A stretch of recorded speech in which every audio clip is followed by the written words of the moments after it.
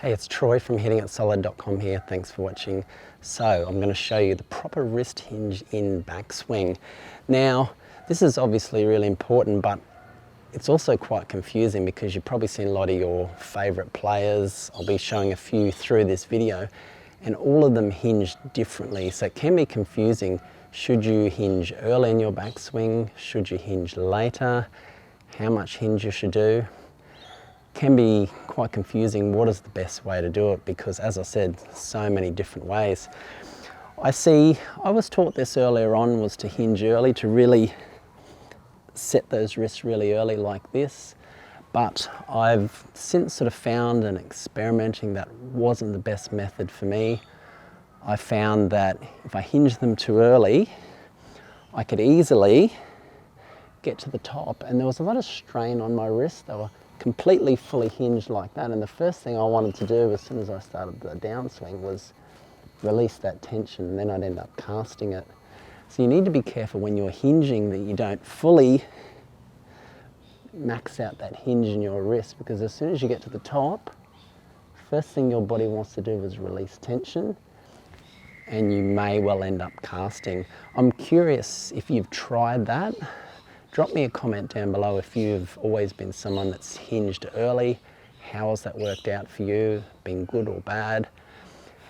Opposite side of the spectrum, and I see a lot of long drivers doing this. They keep their wrists fairly flat, and they hinge really late. They're sort of like this because they're getting a really wide arc, and then at the last second they'll hinge there, but then their maximum hinge will be here on the downswing, because they're trying to store up all this lag, and then I'll release it all the way through. Obviously long drivers, they're a whole different ball game in together. We just want to be more consistent, and I've got a simple way you can do this, and this will work for you if you practice it. Helps you get a more consistent wrist hinge, which will flow through to your downswing. So what I've found is the easiest way with the wrist hinge is just to get a gradual increase throughout your backswing. So what I mean, so we start off here. As I go back, the wrist will hinge slightly, a little bit more, a little bit more, a little bit more. And when I get to the top, I still won't be fully hinged out with my wrists. As I said earlier, I don't want to put too much tension on those wrists. I want the wrists still nice and supple. So it'll be hinge a little bit more, at the top. I've found that's a really simple way to get the right amount of wrist hinge, and what I think about when I'm practicing, I don't do this during a round, I think about just counting through from 20 through to 100. So 20%, I'll just go 20, 40, 60, 80, 100, and then through. That's something you can do on the driving range or whenever you're practicing. Just count it through, the gradual increase in that hinge through the backswing. And when you do that, you find you can get a really good rhythm going. So I'm just going to go 20, 40, 60, 80, 100 through. It's a really simple way of doing it. Let's have a look from this angle. So we're just going to count that through. So it's just going to be a gradual hinge, 20, 40, 60, 80, 100 through.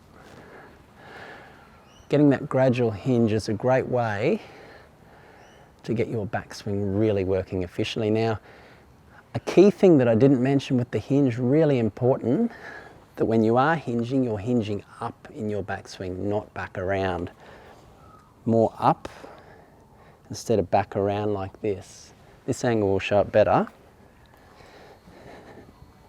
because if you hinge like this, you'll pull the club inside, and quite often it can end in an over the top or a steeper motion in the downswing. So when you make your backswing, make sure that hinge, it's hinging up this way, not this way, but hinging up. You'll keep your golf swing on a much better plane and be able to shallow it a lot easier as well. So we're hinging up, 40, 60, 80, 100, and then down. Give that a try. If you think that will help you out, make sure you smash that like button and consider subscribing. I really appreciate that.